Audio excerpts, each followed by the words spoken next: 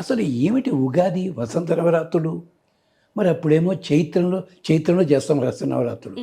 ఆ సీజన్లో అక్కడేమో శరన్నవరాత్రులు అంటారు, లేదా కార్తీకంలో ఏదో నవరాత్రులు. నవరాత్రులు ఎందుకు చేయాలండి? అవసరం ఏముంది? అందులో వసంత నవరాత్రులు లేదా శరన్నవరాత్రులు ఇదెందుకు చేయాలి? నేను పగటిపూట చేయకూడదా? నవాగ్నికాలు కాదు. ఒక తమాషా ఉంది. ఉగాది అంటే అర్థము ఉగ ఆది. ఉగ అంటే నక్షత్రం అని అర్థం. నక్షత్రములతో ప్రారంభం అనగానే మీకు వెంటనే డౌట్ రావాలి. నక్షత్రాల ప్రారంభం అశ్విని నక్షత్రంతో కదండి.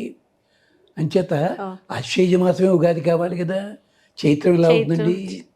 కానీ యజ్ఞాలు చేసేవాళ్ళు ఇటు చూడరు అటు చూడరు, కార్తీక మాసం మొదలెడతాడు ఉగాది అని చెప్పి. ఇది ఎక్కడ గొడవ?